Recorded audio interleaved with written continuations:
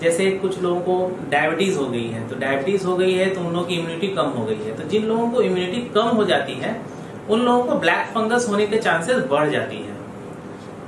तो इसीलिए जिनको डायबिटीज है या ऐसी कोई दवा उनको चल रही है जिससे कि इम्यूनिटी घट गई है, किडनी ट्रांसप्लांट हुआ है या कोई तरह का ट्रांसप्लांट हुआ है, तो उसमें दवा चलती है, इससे इम्यूनिटी घट जाती है। या नहीं तो जिन लोगों को अभी कोविड का इन्फेक्शन हो रहा है, तो आप जान रहे हो कि कोविड के इन्फेक्शन में लोगों को स्टेरॉइड टैबलेट बहुत दिया जा रहा है जिससे कि कोविड से बचा जा सके, उसे नुकसान नहीं हो।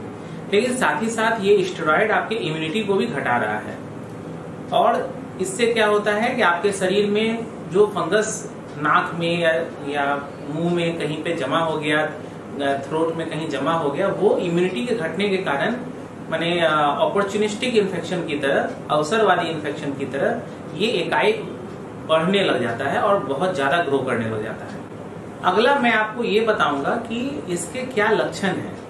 तो ब्लैक फंगस, जैसा मैंने आपको कहा कि ये नाक में या थ्रोट में, गले में सबसे पहले ग्रो करेगा, और वहां से ये साइनस, नाक से ये साइनस में भी जा सकता है। जो आप लोग जानते हैं साइनस होती है हमारे यहाँ पे, तो साइनस में जब ये ग्रो करेगा तो ये साइनोसाइटिस कर देगा। शुरुआती दौर में इसके क्या लक्षण रहेंगे, तो जब ये साइनोसाइटिस करेगा तो साइनस वाले प्रॉब्लम, सिर दर्द हो सकता है, या साइनस में जैसे नाक बंद हो जाती है वो सब प्रॉब्लम हो सकता है। बहुत शुरुआती दौर में अगर आप कभी ध्यान देंगे तो नाक पे काला काला रंग का ये फंगस आपको शुरुआती दौर में दिख भी सकता है। तो अगर आपको ऐसा कुछ दिखता है तो आपको अलर्ट हो जाना चाहिए कि मुझे ब्लैक फंगस होने का आशंका है और मुझे डॉक्टर को जाके दिखाना है। इसमें कभी भी देरी नहीं करना है, क्योंकि अगर इसको समय पे हम लोग ट्रीट कर दिए तो ठीक है, अगर नहीं ट्रीट किए तो ये बहुत ही भयानक रूप ले लेता है। अगर ये साइनस में पूरा भर जाएगा तो फिर ऑपरेशन करना पड़ता है। साइनस से ये कान में भी चला जाता है, नाक में चला जाता है, और उसी रास्ते ये आंख में चला जाता है। और जहां जहां ये जाता है वहां इतनी तेजी से ये बढ़ता है, इतना ज्यादा फैल जाता है कि फिर इसको दवा से कंट्रोल करना बहुत मुश्किल है। ऑपरेशन करके इसको निकालना पड़ता है और फिर दवा देनी पड़ती है, फिर से सर्जरी करनी, मतलब बहुत ज्यादा प्रॉब्लम हो सकता है। इसलिए अगर आप लोग अपना बस ये ध्यान दें कि अगर आपको डायबिटीज है या आपको कोरोना का इन्फेक्शन हुआ है, फिर कोरोना के इन्फेक्शन में भी शुगर बहुत बढ़ जाता है और इम्यूनिटी थोड़ी पुअर हो जाती है।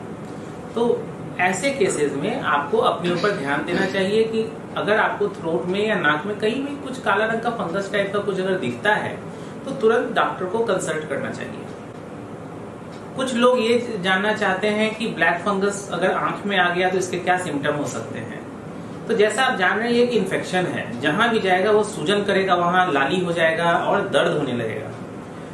और फिर ये सूजन जब बढ़ता चला जाएगा तो पलक भी आपका सूज जाएगा, आंख सूज जाएगा, आंख खुल नहीं पाएगा, आंख की मूवमेंट नहीं हो पाएगी। तो ये सब आगे का कॉम्प्लिकेशन है। शुरुआती दौर में केवल आंख में दर्द होगा और आंख में लाली हो सकती है।